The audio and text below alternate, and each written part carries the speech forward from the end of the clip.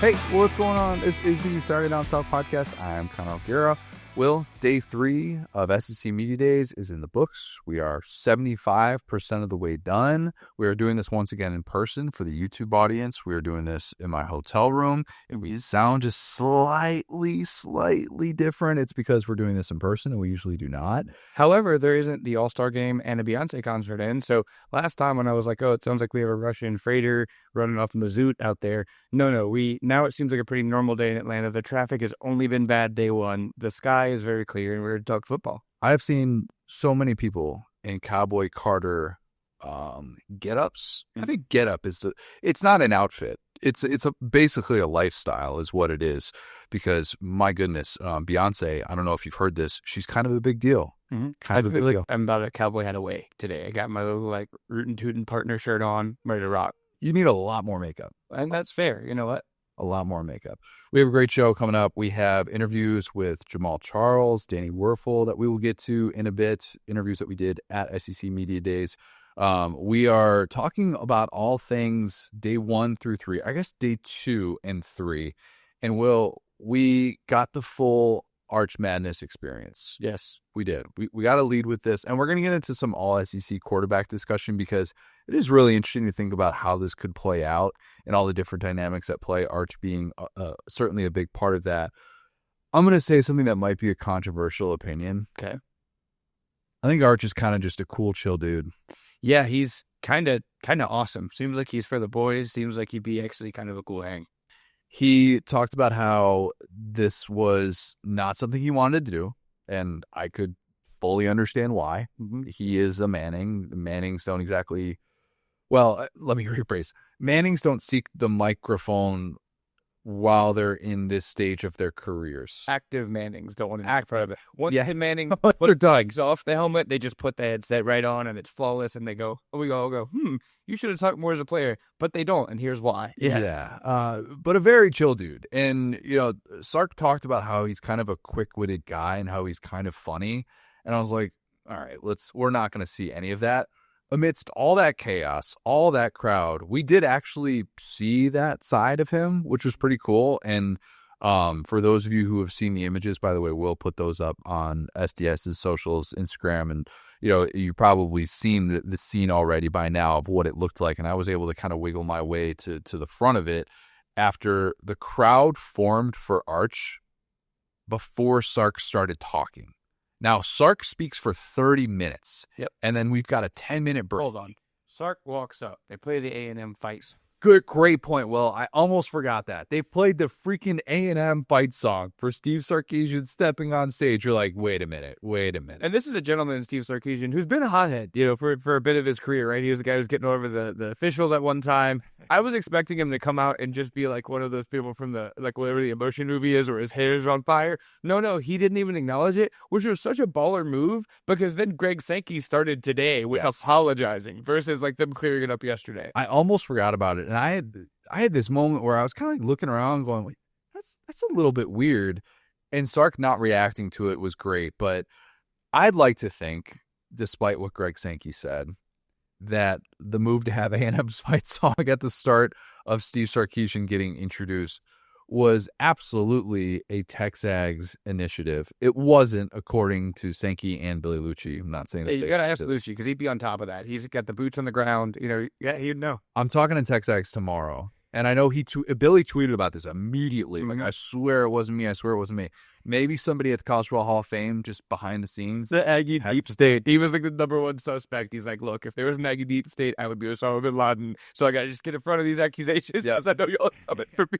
Look, and I get how this happens, because working in newspaper in high school and college, we would get people all the time where we would, this is really nerdy. People don't actually care about this, but we'd be designing, a newspaper page or something like that. And we would say, hey, this is a story on Michigan State.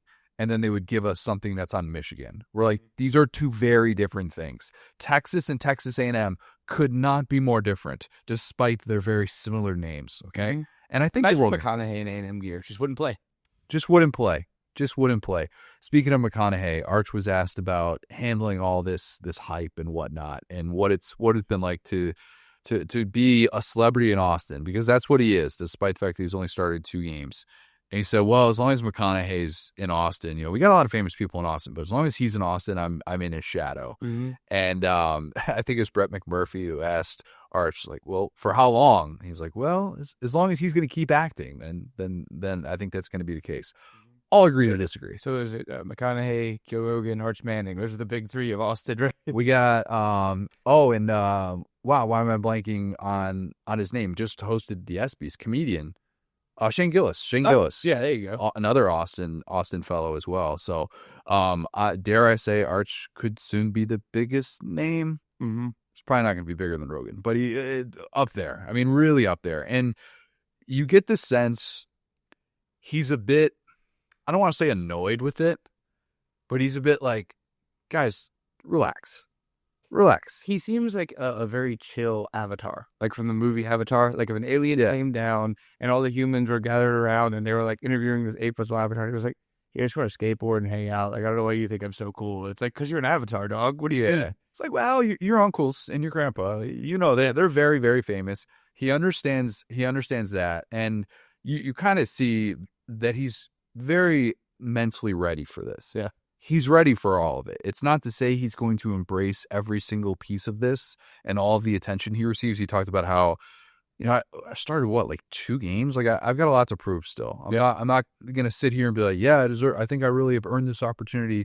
Didn't talk like that. I talked about how much he learned from Quinn Ewers. One of the questions I asked Arch was, has college gone by really fast for you? It's just been a super fast experience, because it's crazy to see him in the way too early mock drafts already, and to think that in theory he could in a matter of months declare that he's going for the NFL draft.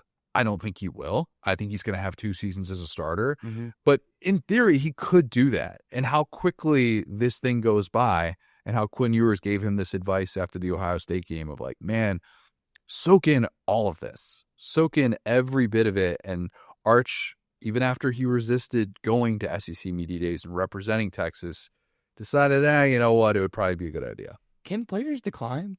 Oh, yeah. Really? Oh, yeah. Absolutely. Now, I'd love to know how many of those see the light of day. I was going to say, yeah, they probably do it behind closed doors. Like, no, thank you, coach. Like, don't announce this. I'm out. Yeah. Yeah. And they can make last-minute decisions, but they get later and later with this. Yeah. They announce it now a week before. I swear they used to announce it a month before. Yeah. And it's because there's just a lot of moving pieces. Off-season arrests happen. I mean, Le'Veon Moss gets arrested. Nick Anderson's involved in a car accident. Like, stuff happens, right? This is Fulmer Cup season. Yeah, and like honestly, SEC coaches, they'll look for any edge. So it's like, could see a guy yelling as players do in stadiums, like, "I'm not bringing you to media days if you're not going to run hard." Yeah, I don't know that they really look at it as like that much of a perk. Yeah, it's because it's a lot. It definitely is. But a lot. It's synonymous with leadership, right? There is something to that. And every single guy was there carrying the banner, and every single guy got a leadership question, even if they're not a guy who sees themselves as a leader. So I think it is pretty cool to have guys maybe for the first time, like Chris Hilton is a great example. It's like, I guess I am kind of a leader of this team now. Yeah. Yeah. Just a different perspective. Just kind of depends on where you are in your career. But yeah, Arch Madness, it was indeed madness. Dare I say, I mean, it felt at least, and it's hard to tell when you're in the scrum, but just looking at some of the images, it felt like the biggest crowd since Manziel 2013. Wouldn't say that it's at that level. Wouldn't say it's at Tebow levels or anything like that, but biggest in a long time, man. Yeah, biggest in a long time. And not to skip ahead, we had Lagway today. I think he was awesome. In most years, Lagway would be that guy. We had Pavia day one. Most years, I think he would probably be that guy. But having Arch there was just it was the fact that he lives up to expectations, right? In terms of as an interview, as a guy in front of the microphone, he gives really thoughtful answers. He's not too full of himself, but he also doesn't really give canned answers. So yeah, it was kind of a joy to talk to him. Yeah, you had a question to him about like what sports what sports did he play growing up? Is that what you asked him? Yeah, so I asked him, I was like, what was the moment that you knew your dream could be reality as far as being a football player, like big time? And he was like, he thought about it. Maybe he had never thought about it before. And he was like, well, that was never really a question for me, or not didn't say it like that, but he's like, never really had a moment. But he's like, I played lots of sports growing up. And he's like, I did karate, I did swimming. He like went through like 5 or 6 different sports. And you could see kind of like every writer like writing down what they do with their arch. Did gymnastics? He did gymnastics. That was the one. Yes.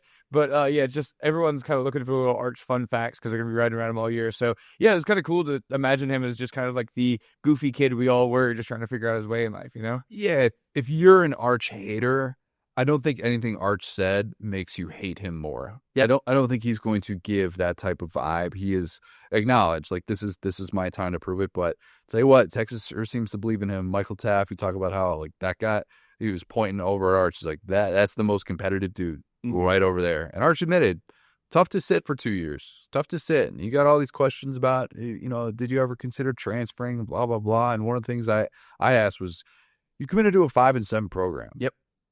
Does it feel like, did you get pushback then? And how crazy is it to think about what a different place Texas is? And he's like, yeah, I probably got pushback, but here we are. Mm-hmm. And he's right. And he might be, he probably won't be. Probably won't be preseason number 1 team in America, but Texas will be preseason number 2, preseason number 3, and you can't really push back on it. Yes, they have an argument. And really quick, you made this point on the way walking over here. The question I've been asking everyone is, who's their favorite football player growing up? And boy, howdy, is that a question that makes me, as a 30-year-old man, feel incredibly old. And one thing I kind of peeped that Arch had said in the scrum and on SEC Network was like, he was like, yeah, I remember being a kid and like crying when the Giants or the Broncos would lose. And I went, oh my God, is Peyton Manning a Broncos quarterback to him? Like, does he just imagine, oh, Uncle Peyton, he plays for the Broncos? And that breaks my heart. I mean, you worked for the Colts. You worked around Indianapolis. Like, this is, okay, I have never felt older than hearing this. And sometimes when you hear players talk about who they looked up to growing up, like, we'll get to John Mateer in a minute. Like, John Mateer looked up to Trayvon Boykin. Mm-hmm. It was like one of those guys that he like tried to model his game after. And hearing Arch, or just connecting those dots and realizing, wait a minute, it's because 20 years old. So we're talking about 2010 was the last season that Peyton played with the Colts. I interned with the Colts 2011. It was the in-between Manning and Luck year. But if you go 2010, he would have been 5 years old. Yeah. He doesn't remember Peyton on the Colts. Yeah, I'm sure he has all kinds of merch, but like a vivid memory that is a Broncos quarterback. Because like, it's one thing if you don't remember the Giants' first Super Bowl against Brady. He probably I would assume he remembers the second one because that was, but then again, like that, and the reason I brought up the Colts thing is that was a year later that the Super Bowl was there in Indy, that the Giants beat the Patriots, and Arch doesn't even remember that. And for my brain, that's too much for me to process right now, and I feel like such a freaking dinosaur. The next one for me is going to be the Breeze kids growing up. It's just going to make you just like join the the AARP when I see them like getting recruited and everything, because the vivid memory around there, right, of like him holding up his son. So yeah, it's just crazy how young these kids are as we grow to be adults. Kids are young. Yeah, breaking news. Kids are young. Yeah, but speaking of kids that cannot legally drink yet, I think Arch is still 20. I'm pretty sure he's still 20. DJ Lagway, 19-year-old DJ Lagway. Mm-hmm. If you don't like DJ Lagway, I don't have anything for you. I don't have anything for you. Huge. He is so big in person. And I thought he looked incredibly big the first time I saw him in the spring game last year. And I say that because like you could see someone in an Under Armour All-American game or something like that. But I don't really care about that stuff until we actually see you in person against the type of guys you're going to be going up against. And he looked big then. Mm-hmm.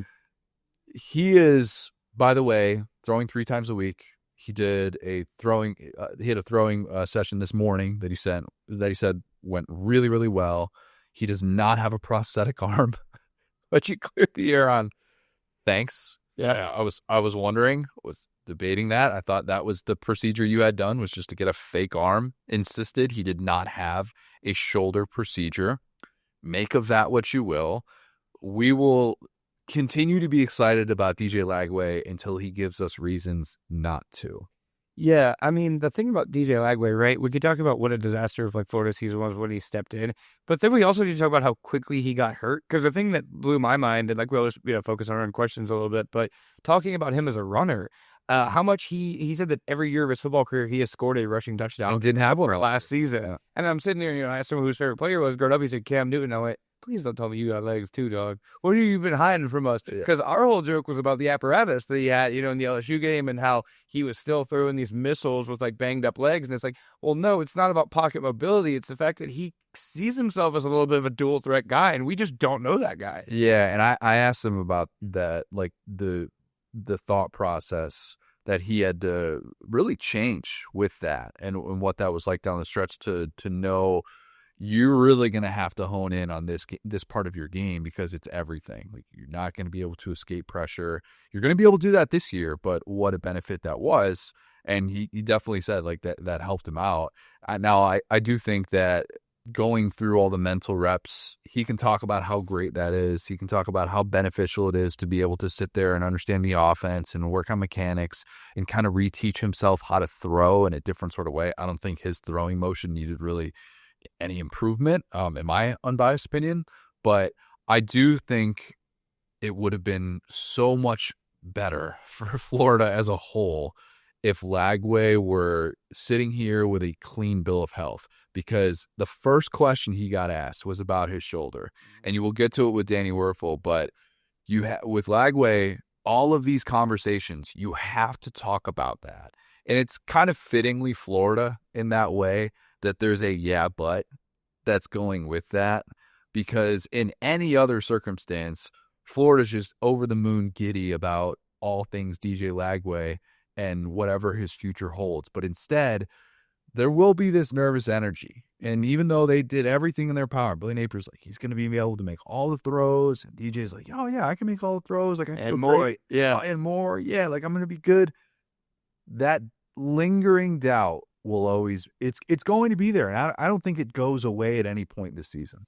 Yeah, I mean, I'll say it like this, though, man. Like I said, I mean, that was about the worst-case scenario that a young kid could come into, right? Like, I will never forget in the Tennessee game, there was, like, everyone was just singing Rocky Top at US. I don't know if I talked about this in the podcast. He was in the shadow of his own goal line. And I was like, this kid must feel like, the dude from Gladiator. Yeah. Like, he's like, looking around Rocky Top, like, acoustic Rocky Top is just, like, echoing off the walls. It's like, receiver group wasn't great last year. Offensive line wasn't great last year. Decent enough groups, but nothing to write home about that could pick up a quarterback like that.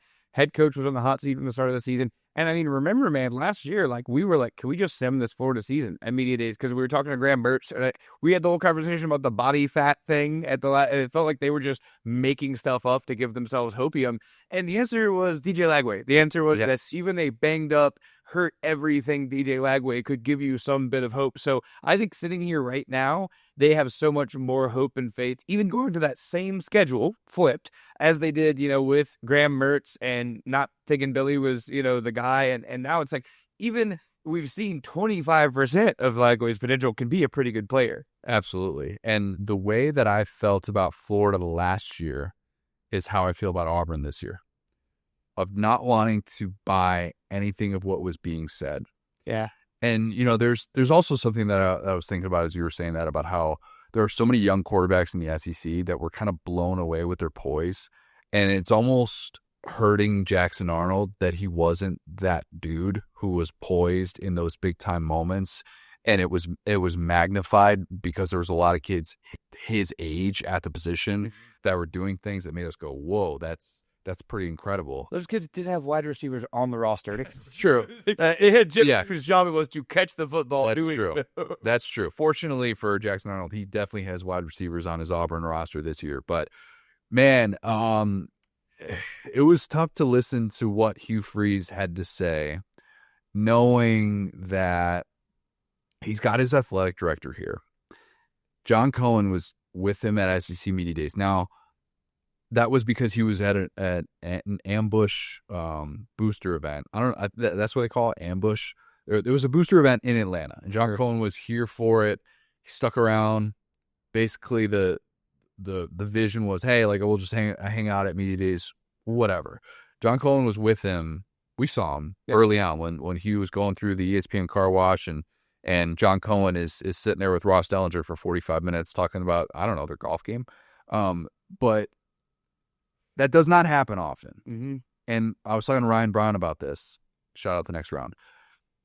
There's really only one other recent example that I can think of where an athletic director was with his head coach at SEC Media Days, and it was Ross Bjork with Jimbo in 21 when Texas was announced it was coming to the SEC. So kind of understandable amid the circumstances. Maybe you're going to be getting a lot of big picture questions about that. Kind of take some of the load off of Jimbo to address some of that from an A&M perspective. If that's the vision, I don't know. Or maybe a stern talk. Oh, you want Grant? Talk to my boss. His boss is sitting there doing the buyout, Matt. Yeah, we're good for now. Ross could have come over to me. I had the Iowa notepad just ready to go for him. That was 21, so he's coming off in 20 season. So he wasn't necessarily having to think about that just yet. But weird vibes for Auburn. Like, I try and not discount everything with somebody that I'm just not convinced is the guy. But the last 2 years with Hugh Freeze, I came away from media days believing what he had to say. No, sir, not me. I did. And I couldn't get there. And he's talking to, it's not even the golf thing. It's not even just the golf thing. I asked him about that, and I started that question off by accidentally saying, Hugh Freeze Saturday. Oh, you are Hugh Freeze. I am not Hugh Freeze. I can definitely say I'm not Hugh Freeze. By the way, that stuff happens when you get in front of 100 people and you're speaking to an SEC head coach and it's being broadcast on television. Apologies for that. Hope the people at home were able to move on with their lives. But the reason that I wanted to ask if he was sick of being, or the way that I phrased it was, are you sick of having to defend your golf game? He has had to defend his golf game in multiple stories. Okay. You can find him. There are 3 days earlier. That's exactly what he was doing. You can find the AL.com story in which he had to address that. And he was like, well, I don't think I've had to do any defending of it. And I can assure you it's not preventing me from getting Auburn back atop the college football world. I don't disagree with that, but you have to acknowledge that those optics suck. They're terrible. And I'm not believing you when you tell me that everybody else is doing it wrong and you're doing it right. So that actually might be my favorite Nick Saban quote. Have we talked about this? We haven't, no. No, when he was at LSU, he had this whole rant about facilities upgrades, and that was his direct quote was, I don't know, maybe everyone else is doing it wrong and we're doing it right. And that was just like such a great way to phrase it. It's like, no, that's what everyone else is doing. Like, really? Yeah, don't pay attention to that Florida State and Florida and Miami when you're like, oh, yeah, we don't need to invest in facilities. People want to come here for the weather. They just want to chill out. Oh, crap, the 2010s are passing us by, and so is everybody else in college football. We might need to upgrade our facilities. Yeah, there's something to be said for that. I don't want to say it's impossible for Auburn to be a 7-5 team that beats somebody it's not supposed to. That's on the table. It is. But I just can't listen to Hugh Freeze tell me about how they were right there in one-score games. They're 2-6 in one-score games since he's been there. Do we need to bring up Towns Magoo and those field goal decisions again? Because, buddy, we could. You reminded me about Towns Magoo on the way over here. That just sounds made up. It's like Juwan Pass. It's like a name it's like the backup kicker who is just kind of like, oh, let me just miss a field goal. His name's Towns Magoo, man. I wish the best for Towns Magoo. But when Hugh Freeze, and it's not his fault. It's Hugh Freeze's fault. It's Hugh Freeze's fault. That's the thing. You have a true freshman backup kicker who's never made a kick longer than 32 yards, and you sent him out there for kicks longer than 50 yards 4 times. That's just how to ruin a kid's career. Yeah. So I have a tough time agreeing with Hugh Freeze when he says that they're going to do X, Y, and Z to fix their issues in one-score games. I just don't believe him. Is it overplayed or underplayed? I don't know if people have said this, but he is starting to give me like Jimbo A&M vibes. We're like, okay, the first time you're just making that reference about the AD situation immediately. Yeah, man. Like, okay, remember Jimbo at FSU had Heisman winning quarterback, like had these great offenses, had these like physical defenses, could recruit. He goes to A&M. It's like, we'll just copy paste that into the SEC. It'll be easy. And he kind of got stuck in his ways. And the thing about Hugh, the reason why he's easy to believe, right, is he's so folksy. It plays with the players, and it's why he's recruited high school surprisingly well, right? Plays with the boosters. That's why he's had a ton of job security. He's been given all these like votes of confidence. The boosters have backed off from what I've heard, which is a Herculean effort in itself.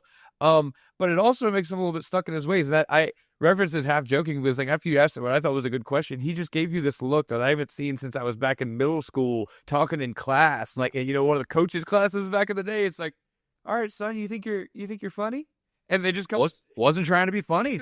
It's a relevant topic. Like, it's a point being, like, that folksy stuff, just like Jimbo, that's cute when you're winning. It kind of feels like it's like, man, you can't just say, oh, shucks, and that's going to get me some guys in the portal, you know? Yeah, look, I made a vow to the people. I said, if nobody asks him about his golf game, I will ask him about that. Okay, and it's been a popular topic of discussion. It's what Auburn fans are talking about. Like, people want to know how you are going to get away from this storyline. How are you going to navigate these waters right now? Because, buddy, when the waters are treacherous at Auburn, anything can happen. Sink or swim, and usually they don't swim. It's just the way that this works. So, yeah, I mean, I hate to be negative during talking season because I do feel like a lot of the positives this week were pretty evident and mainly quarterback based. We spoke to John Mateer today. John Mateer is such a unique cat because it's a little bit Arch Manning-esque in one way, in one slight way, in that.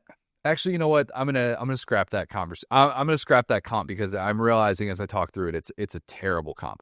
But he did sort of come to media days with like, wow, this is the reception for me. Like, this is holy cow. That's the only similarity that he has to Arch Manning. Barely being a top 2,000 recruit and starting his career off with just a wild list of offers outside of Wazoo where he ended up.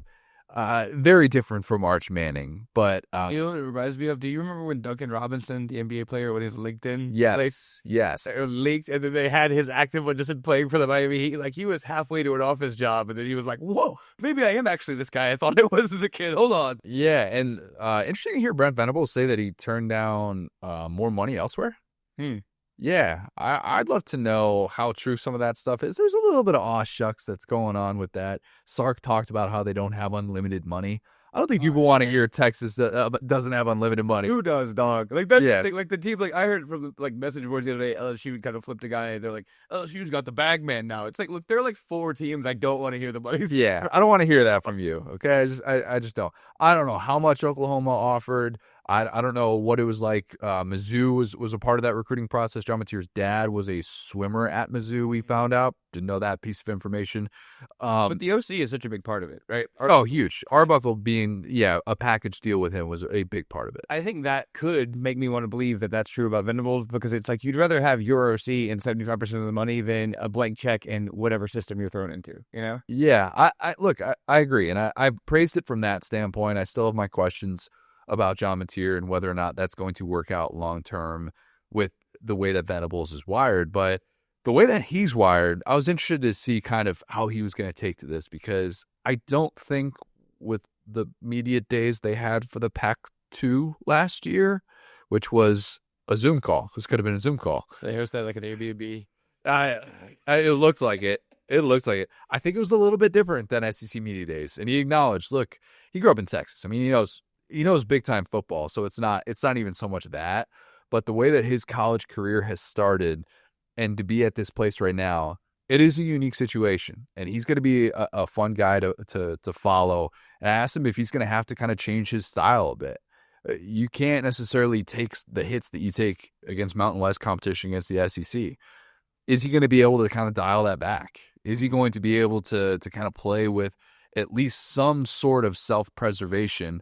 Or is he going to be kind of like a balls-to-the-wall guy that he said last year that's who he was? He didn't care. He came in trying to show, I'm replacing Cam Ward. I need to hold on to a job. I don't care if they rip my leg off. I'll do whatever I can to stay on the field.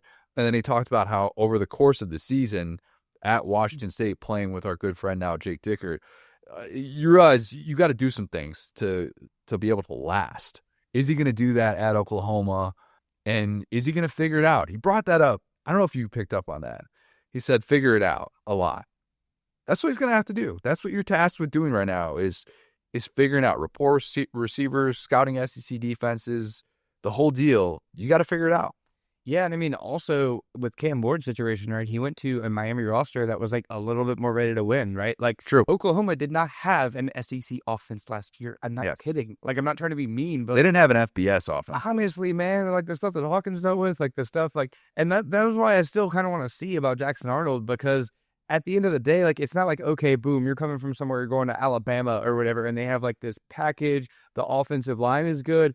There's a lot of question marks, and a lot of that stuff sits with transfers. Like, how do you feel about Oklahoma's offensive line as we sit here? Should be better. They had 8 rotations last year. There's just no way you can endure the types of injuries that they dealt with on the offensive line at receiver, quarterback's best friends.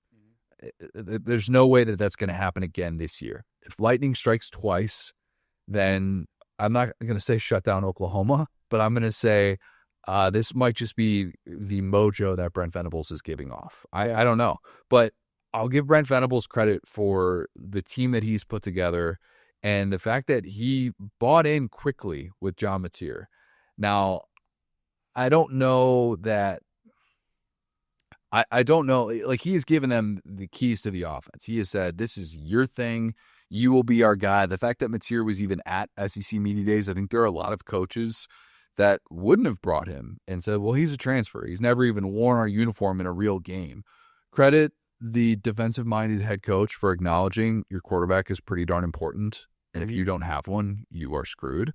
So I'll give him credit for at least doing that. But you know, there's still going to be things that, as Mateer would admit, he's going to have to figure out. And that's going to take a bit of time. Helps that he's got his OC coming with, though. Mm-hmm. Yeah, and a guy, R. Mason. Oh, what's his name? R. Mason Thomas. R. Mason Thomas. I was trying to ask him a question. I was joking with Connor. I was like, do I say R. Mason? It's such a cool name. It's like a poet name. Yeah. Like, R. Mason.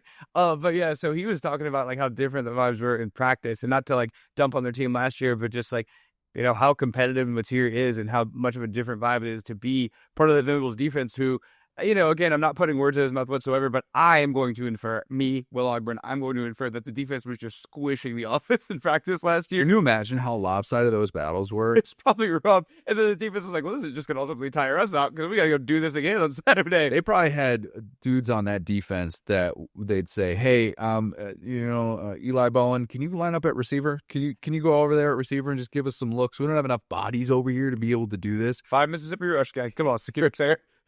Two-hand touch, maybe one-hand touch. Let's go one-hand touch on this guy.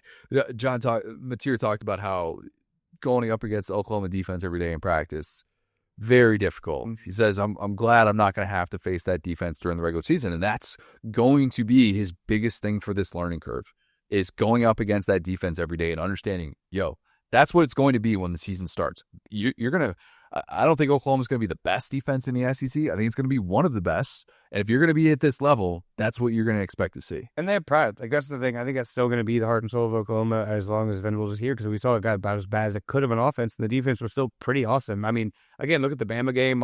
So I think that is at least a team that has something they do well, which for a team like Auburn, I can't really say, So if you're going to be a team that's struggling, at least you have your identity there. This is true. One more thing on Bama before we get to some all-SEC quarterback discussion. Kalen DeBoer. I'm going to give him credit.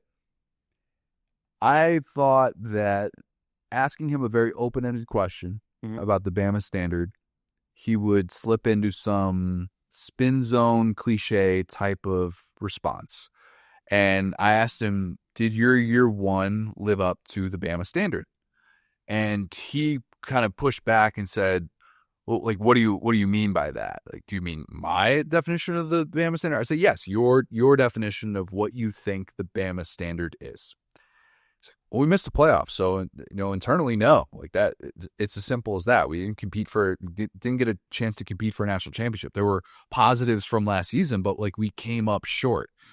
He's not selling hopium from the year that Bama just had, which some in his position might have, because he did win as many games as a first-year Alabama head coach has since 1931. Frank Thomas, the coach, not the ridiculously underrated power hitter of the late 90s. Not just late 90s, the 90s into the early 2000s.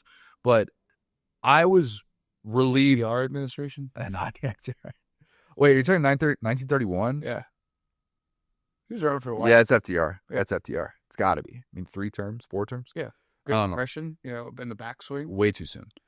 The overall understanding of that's not good enough was what I was interested in hearing. If you're going to sit up there and tell me this is, hey, we beat the number 1 team in the country, we beat Georgia, look at all these games I won my first year as a head coach.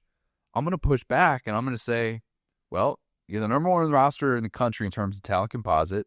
You're the guy that had finished higher in the Heisman voting the previous year than any returning player in college football in Jalen Milroe.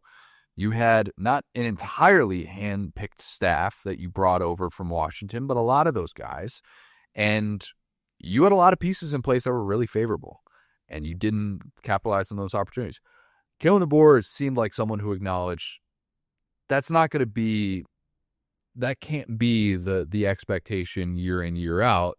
And I'm not saying that he could have, I just think he could have gone in a lot of different directions with that answer, wherein he was defensive already. And if you're defensive already at this point going into year two, we don't judge year one coaches, but if you're defensive going into year two already, I'm selling stock, and I'm not selling stock. Yeah, I mean, I probably said this before, but like one of my mom's like key phrases is tell me your superpower and I'll tell you your weakness. And I would say the same thing about DeBoer. It's like the thing that I came away with is that he seems like a really, really nice guy. I'm not kidding about that. He seems like a guy who is thoughtful and a joy to talk to. On the other side of that, when Alabama was struggling in year one under Saban, everybody knew those players and that staff was living in hell. And there's some type of as a fan, unfortunately, there's some type of solace you find in that my team is suffering until they give me what I want. And I think that DeBoer, after, taking that mantle from Saban, who in his later years maybe was the exact same guy, I think he was a little bit better at being productive with his rage, at the end of his career. But that being said, I believe Saban fired both coordinators after year one. It was Applewhite. I forgot the other guy, but oh, I know exactly who this is, and I'm blanking. Because it wasn't Kevin Steele year one. Was it Kevin Steele year one? I don't remember. I just remember Applewhite. But yeah, I mean, this is at this point 20 years ago, but so forgive us on that. But I believe he fired both coordinators. And so, point being, DeBoer kind of being the soft-spoken, chill, thoughtful guy who, to your point, could have just given you Coach Feet. There's like, no, actually, kind of am interested by what you, Conor O'Gara, have to say. Let me answer your question correctly. It's like I, as a fan, like I said, I'm glad that I got a zag on Bama because I do like them a lot this year, and I think they're going to do well while everybody else is kind of starting to dump on them a little bit. But it's like I could see the frustration as a fan with having a coach, and that's to a degree, very, very different humans, but to a degree how Les Miles was, where it just felt like he was never fazed by anything. It was like, I'm yelling at my TV. Why aren't you yelling at the TV? Right. You want to see that your coach is not accepting of a year like that. Of course. It makes a lot of sense. If this were a Saban coach team, I realize Saban wouldn't have had a 4-loss season wherein he lost to 3 unranked teams. I get that. But if this were Saban at media days, we would be hearing about the revenge tour. Yeah. And with DeBoer, he hasn't earned the right to have that sort of storyline mindset. Maybe there is some of that internally, and you definitely hear players talk about that and talk about, how they want to do right by Thomas Castellanos and his very ambitious quote. What was it? Deontay Lawson? I think Deontay Lawson said, we'll make sure that something like we'll make sure that debt is paid or something. Won't be forgotten. Yeah. Yeah. Something to that extent, which that's kind of a classic Bama thing to say in that spot, and fully acknowledge that. But yeah, I do think that there are still a lot of people that Kalen DeBoer has to prove his worth to, both internally and externally. And I think he's got a good shot at doing that this year. I haven't sold my Kalen DeBoer stock. Again, I'm holding tight. But I just was interested in seeing how he was going to respond to a situation like that. We got a pretty honest answer. Yeah, and I will say, too, it has to be very interesting and a very pressure-filled environment for these players, because I'm sure that, former Bama players, I'm sure have a ton of group chats going. And again, we have about 20 years of these guys that have won every class that won a championship, and they're all friends, and they'll go back and forth. Those guys will come back and coach and everything. And the heat has to be turned up so much on these, 5 stars that are in the building right now in a way that maybe even the last year's team, Mowo and those guys who played for Saban, it wasn't even like that for them because they'd already been with Saban. They were already Saban's guys. They had already won with Saban.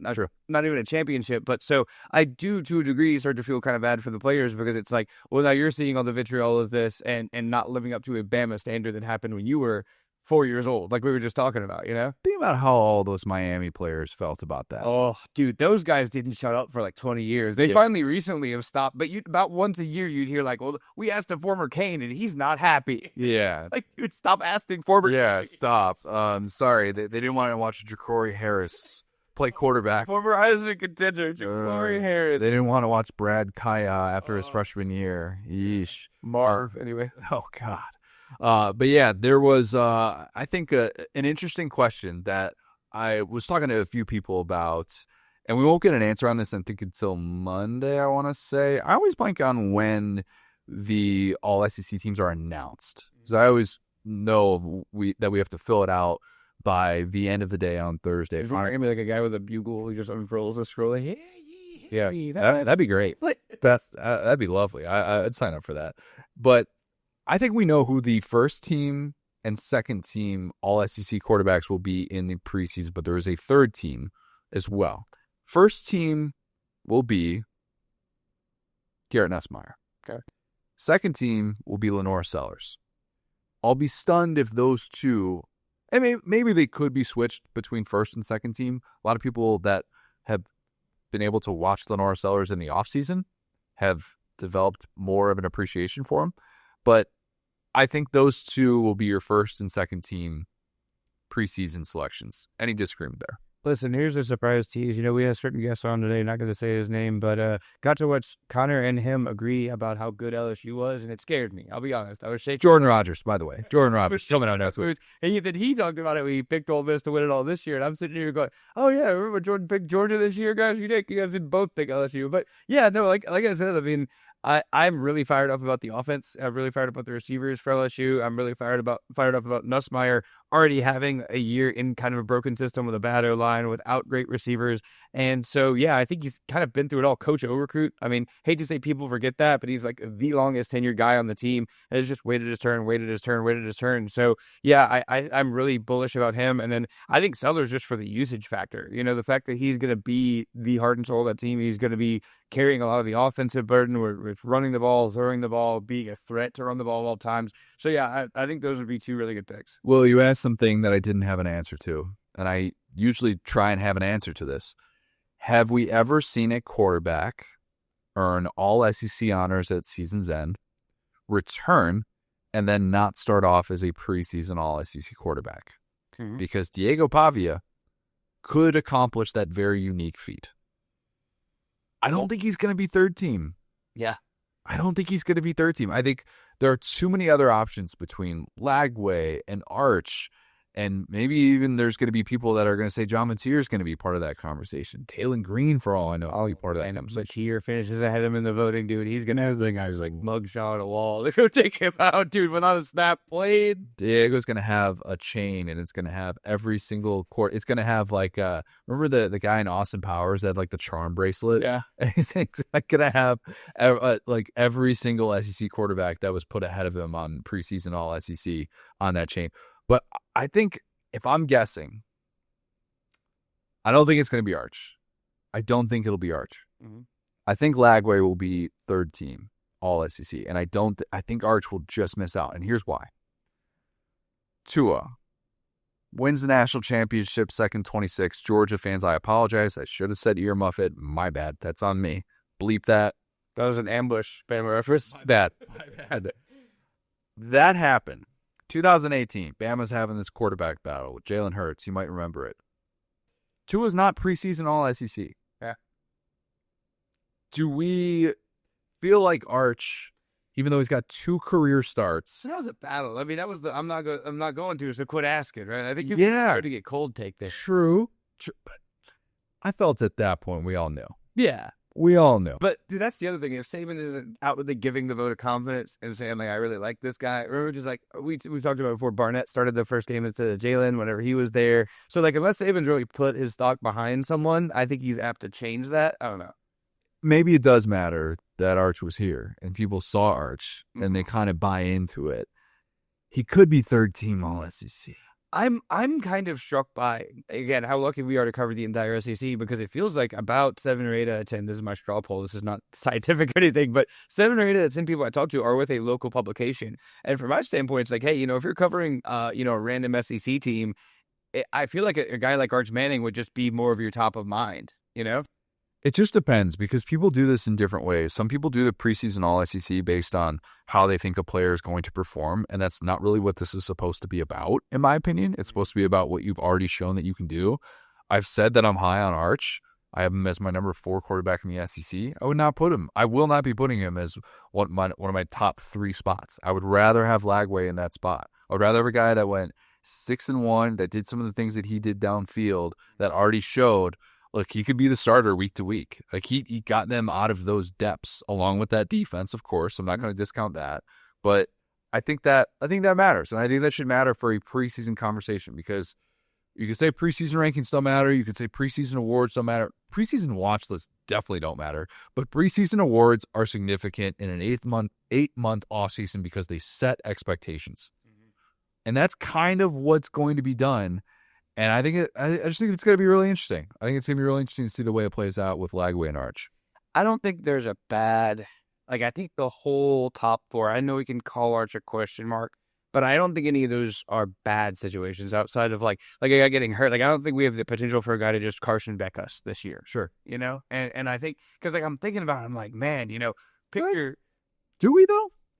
Do we? What do you Nobody would have said last year. No, if you and I are sitting here talking at media days, nobody in their right mind would have looked you in the eye and said, I think Carson Beck is going to be one of the most disappointing players in college football this year. That would have been a headline that would have generated buzz and been like, wow, that's really out of nowhere. Where is that coming from? We don't really have anything to push us in that direction. I remember Georgia fans were arguing with me because Beck had more passing yards than Jaden Daniels during his Heisman campaign, and was like, this guy's better. Quarterback's about throwing the ball.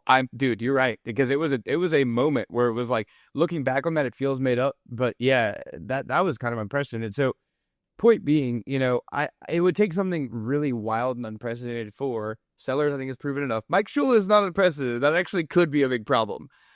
I think he's the most variance, because Sark is not going anywhere. Sloan, we've already seen him with Nussmeier. Lagway, we've already seen him with Billy, who is an offensive head coach. I think the most variance is probably Sellers, as I'm saying this out loud. I love this group of quarterbacks. I do. Not all of these guys will progress. Yeah. Not all of them will. Mm-hmm. There will be a couple of these guys that just, for whatever reason, it does not come together this year. Maybe it's going to be just, hey, defense has kind of figured them out. Maybe it's going to be circumstances around them just didn't work out. Maybe if this guy had 200 carries last year. And maybe. Bones hurt because he's 26 years old. Dude, I don't know.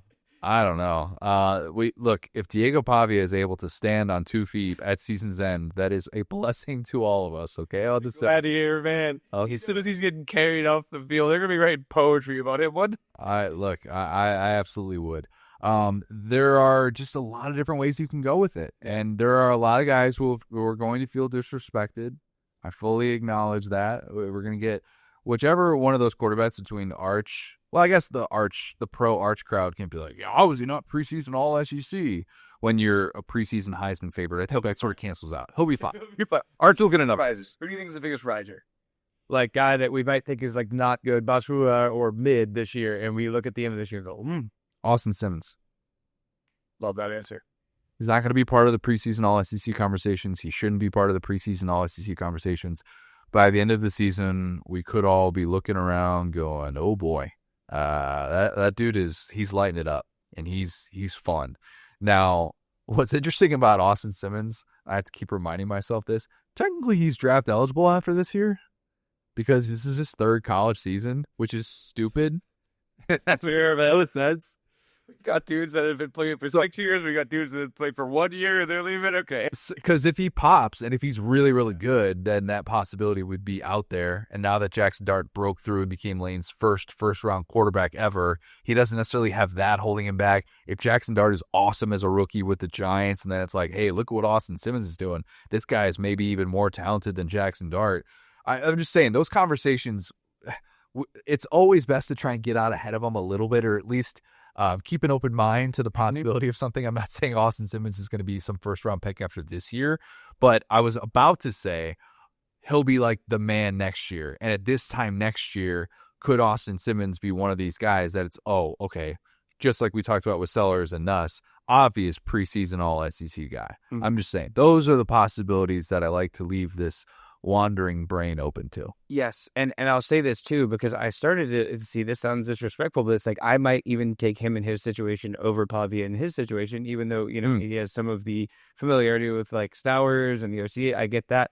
But something that's going underrated, and I did say this, although not about a specific guy, I can kind of tell, we kind of talked about, this was a pretty historically bad quarterback class last year. Yes, disappointing. Yes, and that is exactly right, because it started off like okay expectations, but Millwell as well regressed, right? And so and then Ewers got hurt, right? And so point being, Pavia could play just as well as he did last year and be the sixth or fifth to seventh best quarterback, because there is no Graham Mertz now. There's a Lagway. There is no hurt Ewers. There's an Arch Manning. And so point being, like, I think that actually needs to be taken into account when we think about what Pavia was, because he was such a stabilizing force and such a bell cow for what he did. But it also kind of needed like every other like bronze statue of a quarterback to come falling down for him to be as valuable as he was. It wasn't the most difficult year to be an all-SEC quarterback at season's end last year. No disrespect, but when Quinn Ewers is getting that honor, not willing to go there. Yeah, not willing to go there. I feel like if he gave me a little bit of pre-workout by the end of the year, I could have gotten the football about as far as him, about 20 yards. Look, we don't take away 4th and 13.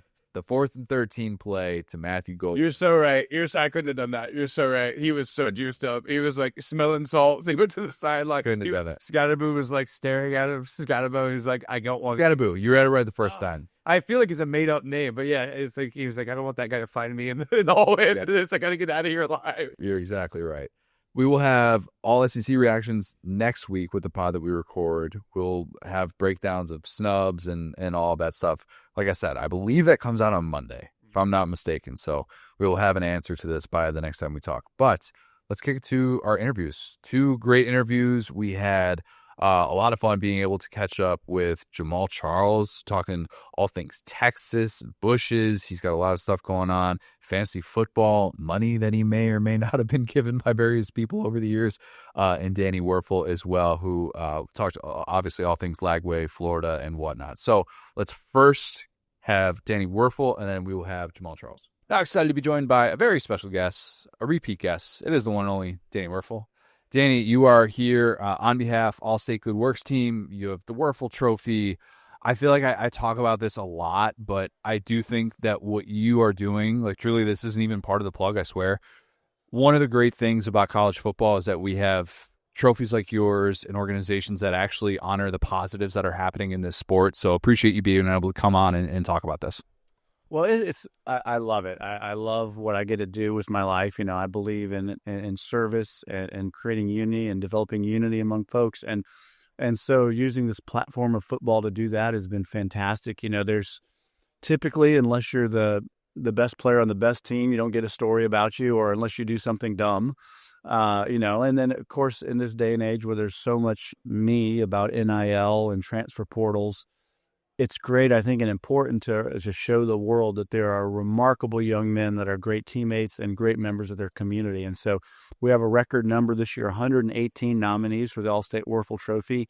And then for the collective, the Allstate AFCA Good Works team has 197 nominees. And so we've combined these 2 great programs. You've kind of got like the All-American team of community service, and you've kind of got like the Heisman Trophy of community service. And together, we're just trying to tell the stories of great stuff and inspire more service in the world. How impressed are you with DJ Lagway? In just about every way, is a phenomenal young man. Comes from a great family. You look at his athletic ability. You look at he's got the skills you hope a quarterback will develop. Hey, it's the whole game's on the line, and I'm going to throw the ball down the field and make a heroic throw at the right time and just deliver, and it's almost like he learned how to sprint before he learned how to crawl. He's still learning the offense and still learning all the footwork, and yet he's got that X factor. And then additionally, he happens to be the UF nominee for the Allstate Good Works team and Allstate Wuerffel Trophy. He's done so much in the community and working with Special Olympics. There's a great group in Gainesville called Made for More that I've been supportive of, mentoring young folks. And then he started a foundation and given some of his annual money to support female athletics at Florida. So super impressed with him. Okay, I got to ask the question that a lot of people are wondering about as well, because I'm right there with you. Like, everything that he does that I saw from him as a true freshman leads me to believe this guy can be the real deal, and he can be everything that Florida fans hope he can be. The shoulder. How nervous are you as someone that doesn't have control over that situation, over the fact that, he wasn't able to throw until May, and it's going to be a real question mark when he's actually out there taking real hits? Yeah, anytime you're if your racehorse has a hurt leg, that's a little bit scary. And so with that, I haven't really gotten any inside information. I've heard different things, but the fact that he's been throwing through the summer here, I think, is really encouraging and positive. And so we'll hopefully trust that's going to hold up, and he'll have a fantastic year. Is there anything you could do as a quarterback when like, hey, I'd like to be able to protect my shoulder a little bit more? I'm going to be throwing. I'm going to be putting myself in those situations, besides just buying your entire offensive line every possible meal that they can stomach. Like, is there anything else you can do in that spot to truly protect yourself? Or is it just pretty much, hey, you're going to be out there and it's up to your awareness? Well, I depending on what the injury is, I mean, there's contact injury where you don't want to get hit, but there's also just a movement injury where, throwing is more the issue. And so I think, taking care of your body, the amount of physical therapy and rehab stuff that they have now is unbelievable. They do a much better job of monitoring the throws, the number of throws. I think I threw an ungodly amount of throws through my college and NFL career in the off season, where I can't throw anything anymore. I've got terrible arthritis in my shoulder because I overdid it. So I think monitoring that, good warm-ups, good cool downs, can be really helpful.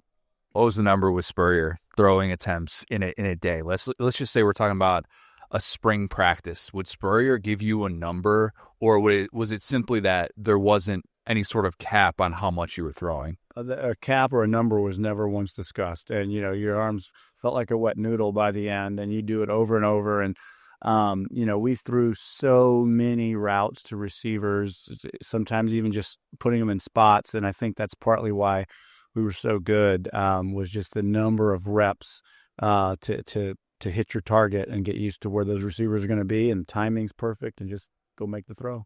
To be fair, there is no fun in gun if there is no gun. You got to have the gun if you're not, embracing that all in.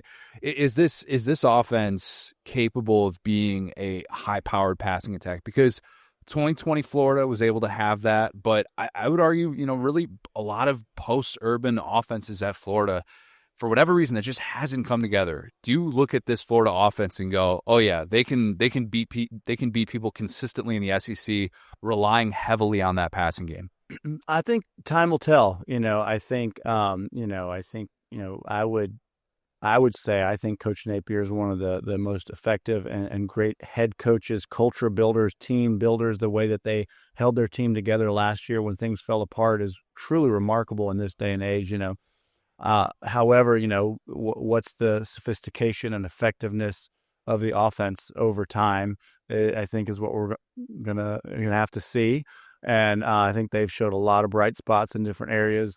There's definitely a commitment, and the running game is super sophisticated and effective and hard to match up against, I think, schematically. So I think we have a really good base in the running game, and we can build some passing. I'd love to see a little bit more three receivers on the field. And I think we've got the players now. We've got some electric players, and Trey Wilson being healthy, I think, is very important. So hopefully this is the year, and we'll see that.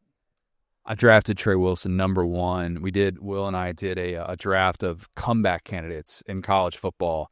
And I took him 1 overall just because I think of all the guys that I fully am all in on what we saw from him as a true freshman, I was just so impressed. And what he did in the slot, dare I say, as impressive as one Chris Doering in the slot? Or is he is the standard, though, for a Florida slot receiver, fair or not? Yeah, I would say very different body types, very different skill sets. Chris was going to be big through the middle and get the catch, but, he wasn't going to, break 6 tackles or take a jet sweep anywhere. No offense to my buddy. But Trey's looking like a beast. I mean, he's put on weight. He looks stronger. He looks just as quick as he ever was. And I think he's really, really motivated loves the chance to play with DJ Lagway, and so I hope he gets a lot of balls thrown his way. You get to watch college football now as a spectator. Who are quarterbacks that are coming back in the sport? Not just, they don't have to be within the SEC, but who are guys that you look at and you just kind of like their game and you find yourself wanting to watch them more?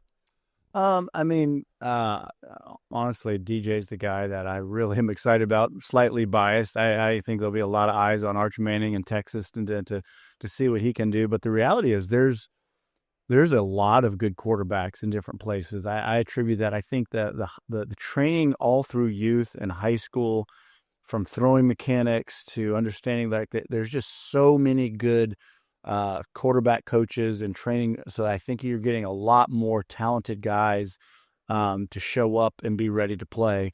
And then, there's a lot of schools that may in the past, Georgia may have always had the top 3 or 4 quarterbacks in the world, where now maybe they can only keep 1 or maybe 2. So you've got those other guys going to other schools. And so it'll be a fun year for quarterbacks. Do you, as somebody that played college football in the 90s, a time that so many people have this certain nostalgia for, do you find yourself still into the sport in the way that you were back then? Or do you look at the landscape and everything that's changing with revenue sharing, not to go down those roads, but does it make you as a college football fan go, man, this is a little bit hard to digest with all that? I think all those things are true. Especially the last, the way that NIL was sort of thrust into the world. No one had sort of planned for it and in that way. And so I think it just kind of became the Wild West, and you had all these money being said it's NIL, but it's really not NIL. And where's it coming from? And it's going through third-party collectives, and there's no transparency. And then you add the transfer portal at any moment where there's no accountability. And it just, to me, that would be an unsustainable process for college football to thrive. What would have been your dream NIL deal in college? Well, I don't know. I guess in a true NIL, you'd have to have a company that value you want to work with. I love eating at Waffle House, and they used to have the Wuerffel House sign, so that could have been a fun one. Who knows? But yeah, it would have. It was a tough, different era. I remember I played golf somewhere, and the last minute they were like, "Hey, we're glad you're here. You don't have to pay." And then like a few weeks later, I got a note from the compliance saying, "We heard you play golf for free. You're ineligible until you pay back $71.52 and show us a receipt."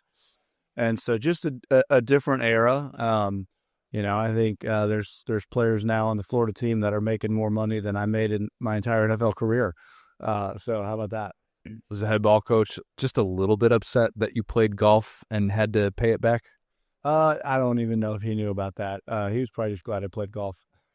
How much free golf has Spurrier played over the years, too? To think about that, of like, there's no way he's had to open up his wallet to play golf in the past, half century? I mean, you never know. It's a good question, but I'm sure people are happy to host him. Dream Waffle House order, go-to Waffle House order is what for you?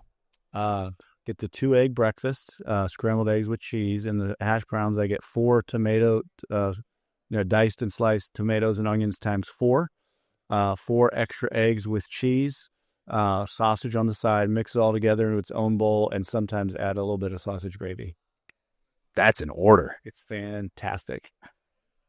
Do you do that just in the morning, bro? That's not like a 9 or 10 o'clock at night. That's strictly like 8 in the morning type of an order, I would assume, right? Most of the time it would be lunch. That would be a lunch meal for me. Maybe an early dinner, but I wouldn't want to eat that late. That'd be hard to sleep after that. I'd be amazed. The sausage. Nobody's pouring sausage gravy on to try and go to sleep. That's just not necessarily the move. Want to get you out of here with this. I know you got a bunch of places you got to be. Prediction for this Florida season. Do you have a record prediction in mind? If you want to go Lagway focus, take that whatever direction you want. Well, I think I know a lot of it. A lot of my prediction would come down to if Lagway is healthy for the year. I think with Lagway, I think we got to be thinking, hoping, and expecting to get 9 wins and try to get in the playoffs. Anything less than that's going to be disappointing, regardless. Without him, that would be tough. That's a fair prediction. The asterisk is very, very much necessary with all things Lagway, with all things Florida predictions. Really appreciate what you're doing. Can you tell the people one more time just how they can get involved? Allstate Good Works team, Wuerffel Trophy, everything related to what you got going on. Yep. Well, the easiest way was, if you can spell my name, DannyWuerffel.com will link you to everything, but WuerffelTrophy.org, you can find out more about the way that we're honoring the young men. Danny, appreciate it. Now excited to be joined by a very special guest. It is Jamaal Charles. Jamaal, you are here on behalf of Bush's. You have some boots. Bush's Grillin Beans. Bush's Grillin Beans. We got to get the name perfectly right every single time. We got some boots here that we got to bust out. Can you show the people the boots? Let me take one of them off. I got some surgeon boots, right? Custom made. You did a great job. The details on it is wow. Flaming beans, basically. Grillin Beans is flaming, spicy, and hot and honey. You know what I'm saying? And also, surgeon did a great job. Also, to have heated thermal heat, like when you go outside, it get hot. So, and also I got a hook right here for my can open beans, so I can go outside and might have about 40 beans. I can break the real record and just start opening everybody can. You know what I'm saying? That's the most Texas thing I've ever seen. Yeah, it's definitely making a bold statement on my fashion for my tailgates. Definitely when I whip out my Bush's Beans Bush's Grillin Beans on the tailgate side. We got a lot to get to. You a big tailgate guy? Do you find yourself going to college football games like regularly now that your playing days are over? I've been to a couple last year at UT and also in Kansas City as well. I've been to a couple in Kansas City. That's two tailgates that is one of the, especially Kansas City, but also Cotton Bowl last year was a real OU and Texas game as well. Let's talk about your Longhorns. Is it nice to come to an event like this, SEC Media Days, and know that Texas is on top of the college football world? Not national champions yet, but to be in this place where you can puff your chest out a little bit and talk about Texas in a way that isn't like, oh, is Texas back? I mean, I just think that I'm very excited to be like a legend, you know what I'm saying, an alumni from Texas, because they're doing a great job representing the state of Texas and also the state of University of Texas, and also just what Coach Shark has did with the program, like turning it around the last 3 years, you know what I'm saying, winning like more than 8 games and making bowl games. I think that's the next step for University of Texas. I think him and Del Conte is the president of the athletic director, what he did to the program just by just upgrading the facility more, upgrading the locker rooms more, just, you know what I'm saying, open the locker rooms, weight rooms, it just to get more value out of the players and put more in the players. And I think a lot of players look into, like, if they come into a program, they want to feel like they value. As a Texas legend, how excited are you for Arch Manning? I mean, I'm excited to see what he do this year. You know what I'm saying? Like me, I'm not big like, oh, let's go. I like to be humble at the same time and like just to see and let him show. I mean, because I talked to Arch a couple of times. Really, really humble person, man. Like, he really, I know he's ready for his time, but like he's really down to earth kid, man. And everything. When I hear from the players, like, man, he got so much swag, man. Like he just bring a different swag. Not just saying nothing wrong with Quinn, but he just bring a different swag than Quinn. And I think that's what most of the players like about him. I want to talk about that 05 team because you got to share, a locker room with a legend, someone that I respect so much.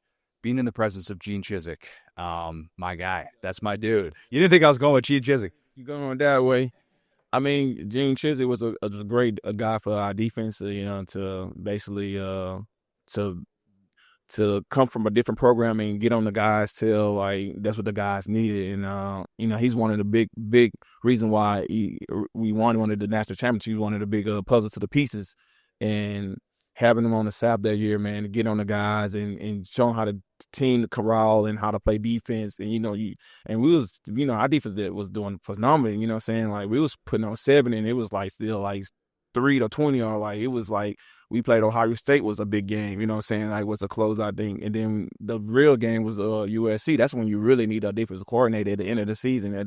And he did a great job of just putting them pieces together and what he did with Lindell White and Reggie Bush and Matt Leinart, like, you know what I'm saying? It's still to be on talked about forever. 20 years in the making.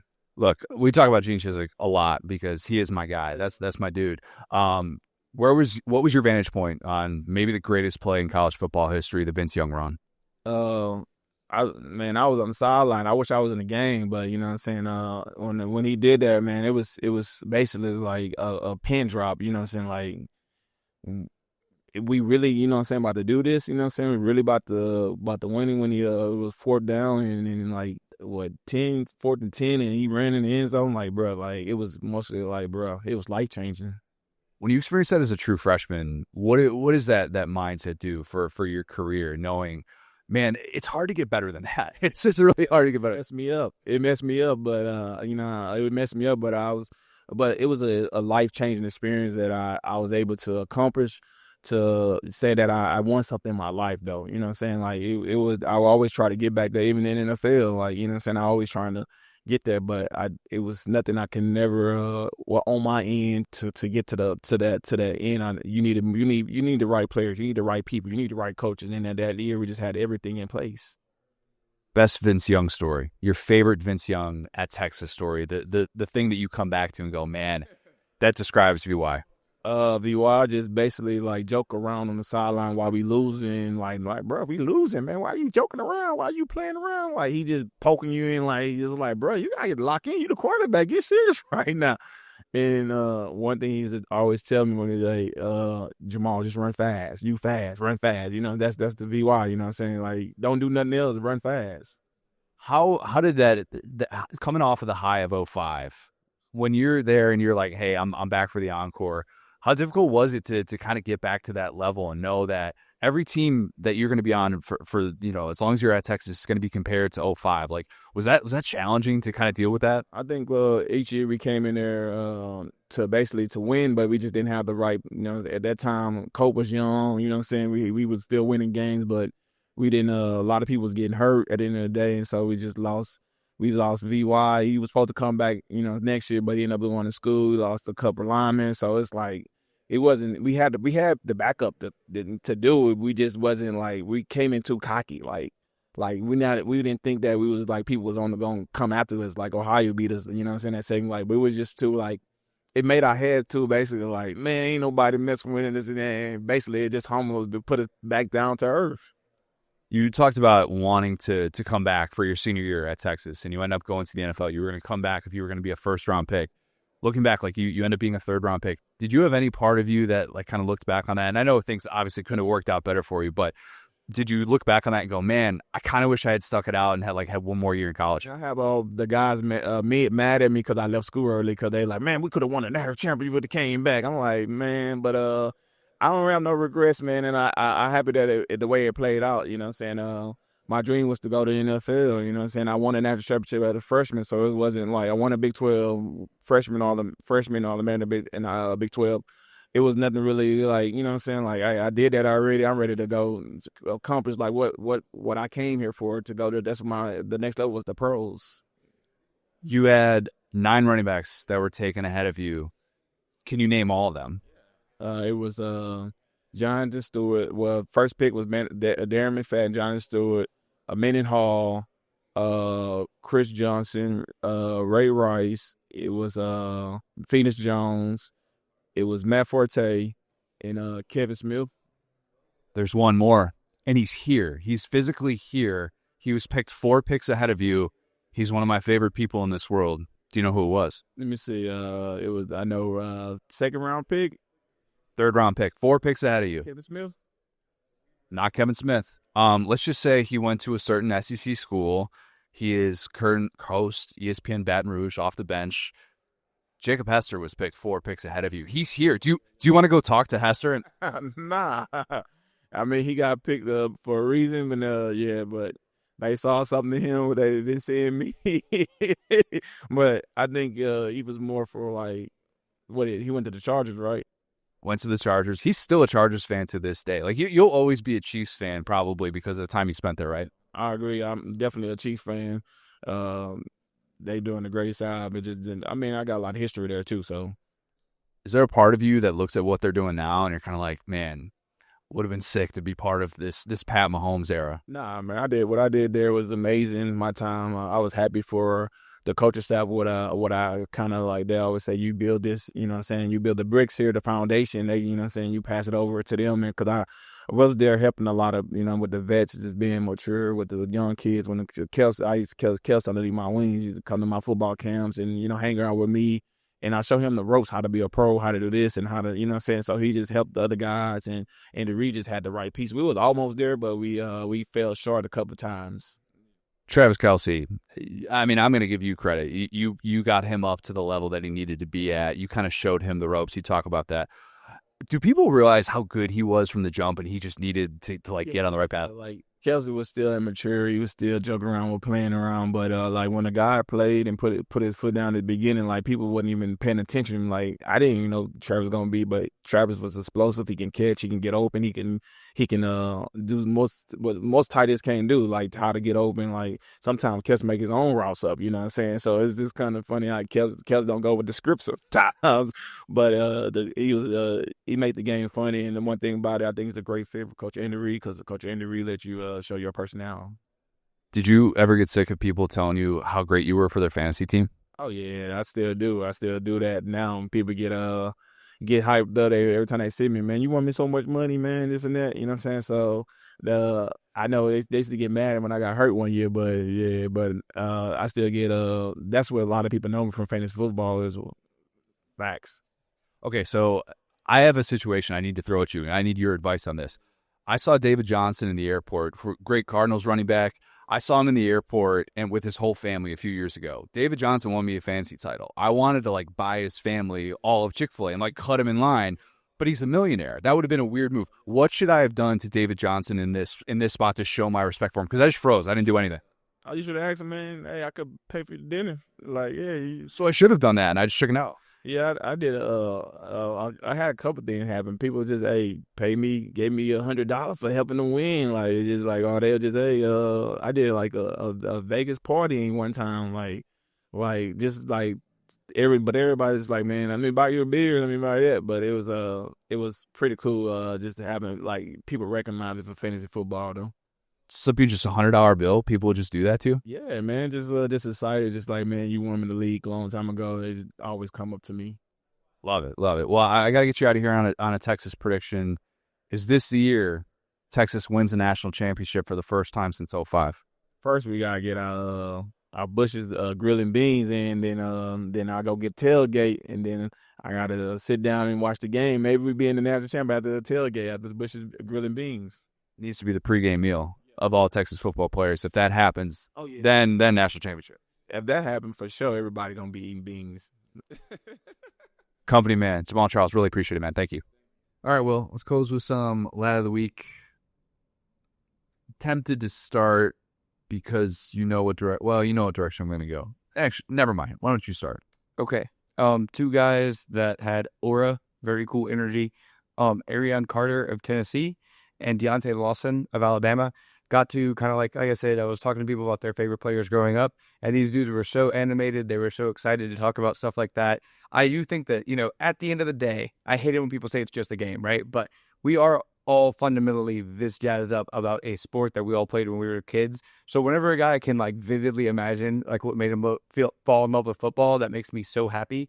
Hey, real quick, I don't know if I've told you this story. My story there, when I moved to Hoover, Alabama, I started a little online dynasty with NCAA, the old football game, and that's how I made friends. And so it's cool to see guys get taken back to when they were in middle school, when they were playing and all that stuff. And so Arion Carter talks about this whole thing about how he grew up idolizing Troy Polamalu, and he grew his hair out, and he's and you could see his smile lighting up. And then Deontay Lawson, who we talked about a pretty cool quote about Castellanos today, was basically kind of saying CJ Mosley was his guy. And I thought that was so cool, again, making us feel kind of old, because I remember that recruiting process. Mosley was a big recruit, and he was kind of one of those guys that was just a bona fide guy from the time he stepped on campus at Tuscaloosa. So, and he talked about oh man, I'm from Mobile. I remember watching CJ Mosley and want to be like him. And then, having to be having a relationship with that guy and getting to him, for him to be a real person in his life that he knows, has his phone number. They're kind of close now and stuff. So that's just watching dreams come to life, man. I love that. So it's cool when guys kind of peel back that layer and be no, dude, that's cool. I do remember what made me fall in love with this game. Arion Carter's got a little bit of Troy Polamalu's game. Yep. A little bit of that. Tennessee's going to have a real path to be an elite defense again because of a guy like Arion Carter. And that's very important. One of the reasons why he's there and why he's, it might be considered the best healthy returning player that they have. I realize Jermod McCoy, if he is healthy, he is Tennessee's best returning player. Aaron Carter might be in that conversation. He's one of those guys where if he's not one of these preseason All-SEC guys, I'll be mad. Yeah, and I love, too, I mean, we could call these guys historians at this point because none of them really saw, like, those guys play. And the first answer that Mosley gave was actually Ray Lewis. And I'm like, man, like, again, even in 2013, Ray Lewis was kind of older. And the funniest answer, I didn't even tell you about this, the funniest answer I got, Michael Taft. I said, who's your favorite player? He said, Sean Taylor. I said, Michael Taft, you know you can't play like Sean Taylor. Dude, seriously. Yeah. And all right. I'm going to try. Yeah, he will. Hey, that Arizona State hit. He tried to play like Sean Taylor. Yeah. He really did. Oh, those are good answers. Those are really good answers. You were opening yourself up to feel old by asking that question to as many guys this week. But those answers are not like mid-2000s. If you're Troy Polamalu or Sean Taylor, yeah, we grew up watching those guys too. So that's a little bit different than talking about Arch not remembering Peyton on the Colts. Man, depressing me so much. But imagine if you grew up playing defense. And, I mean, that switch would happen when these kids were, like, in elementary school where it's like, no, I grew up watching Troy Polamalu, and then I tried to hit like him, and my coach took me to the side and said, son, we don't do that anymore. That's done. That's crazy, man. You kicked out of the Pee Wee League. You're doing that. Especially these kids that turned into 4 and 5 stars. It's like, bro, you're 6 feet tall. You can't kids like that. That's why they have the weight limits with those. A lot of those leagues are like, yeah, I was too big to be, I remember, as a kid, that was a big deal. If like you had to like cut weight to be able to play football at this specific level. Yeah, those are good answers. Linebackers. Love me some linebackers. I'm going to go similar SEC Media Days notes, but also very different. John Neighbors. John Neighbors has become the czar of karaoke. Mm-hmm. He has become an organizer that we desperately needed. As of this recording, our plan is to be able to do karaoke tonight. The plan is for me to do Springsteen by Eric Church. It's going to go hard. Great song. I hope it does. We got Ty Richardson on backups, as long as he doesn't bail this year. But it's one of those, Media Days traditions that I look forward to now every year. And I was wondering how this is going to go because Barrett Slee's doing all things Braves. He's got his Braves pregame and postgame show that he does with 680 The Fan in Atlanta. He's not doing college football right now. I was going to say, I haven't seen him this year. Yeah, so I was wondering how that was going to go because Barrett's kind of been the karaoke czar in previous eras. T-Bob has been a big part of that. Now T-Bob is Barstool. So I'm into him too, yeah. We're not going to get Tenacious D from T-Bob, which is a bummer to think about. So I was kind of wondering, like, hey, is this thing going to kind of fall by the wayside? John Neighbors put the research together, did whatever he could. We're in a different city, so that's a little bit part of it as well. We didn't do it the last time it was in Atlanta. So there is a clear initiative, and John has taken it upon himself to make sure that we had a place to be able to go to, make sure that they accommodate such a thing. So looking forward to be able to do that, and it was just good to see John. John's a really good dude. We haven't had John on this offseason, have we? I need to do that. Any relation to Malik? Different spelling. You've met John. I know. I'm just kidding. Yeah. I was like Doja. I'm just playing with you, bro. One of the weird things about this week is that, like, we do this show together, but there are a lot of times where, on interviews, it's kind of just me and you're editing clips and stuff like that as well. But I'll forget that I haven't introduced you to someone and I'll start having a conversation with someone that I, talk to on a regular basis. I'm like, wait a minute. Has Will met this guy? Like this? Will met? Oh yeah, you know Hester. Like yeah. Have you guys ever met someone you follow on Twitter? It's such a wild experience. Most of these guys are actually pretty cool. I would argue the NBA guys are a lot more different than they are online and in person because a lot of the NBA guys are quiet in real life. These guys are all pretty much what I signed up for. It's pretty cool to watch guys that I've followed on Twitter and kind of talked to through the show digitally for years. It's like, wow, you're just actually kind of a regular dude. This works. I was like, are you? Oh yeah, do you know Chris Doring? Like, have you met him? He's not a regular dude. Yeah, Chris Doring. Oh, CD's 101. I was like, dang, you did play in the NFL, huh, Chris Doring? You are swole. CD's in better shape now than he was then. I'll be the first to admit that. But yeah, so it's one of those things that with you being here at Media Days, I feel like I had to remind myself. Oh yeah, Will might not have met this guy, and he might not know him the exact same way that I do. But it's been a fun week. It's been a great week. I look forward to this week so much every single year. Being able to see people a ton is fantastic because I don't really get out and get to go to games every single weekend. That's just not what my job it's not what my responsibilities are. So I love being able to come here, to be able to see people that I see once or twice a year and catch up in person. So it's been fun, man. And I'll say too, man, I mean, I've joked with you before about like there's kind of an age break where like some people will say, I love the website, I love your writing. And then some people will say, I love the social media, da-da-da.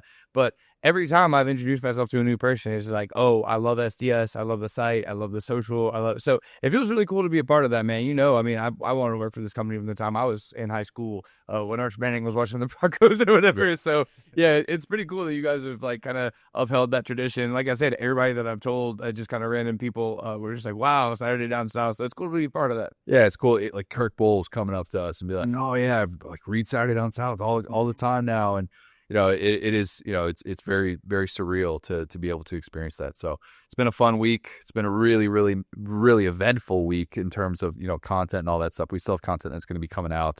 And we obviously have all of Thursday, which, Thursday, SEC folk, it's going to be a slow crowd. That's a prediction. Going to be a slow crowd for that last group, but we will still have a ton of content coming out. Little linemen go hate me, bro. I'm going to ask so many questions. I'm going to be talking to them about food and Pokemon and whatever they got to talk about because nobody's going to talk to them. Maybe that's going to be our best day of quotes because people are going to be filtering out, but we will still have plenty of great coverage.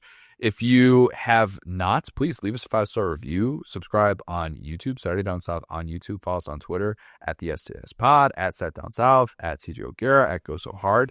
Thanks, guys. Talk soon.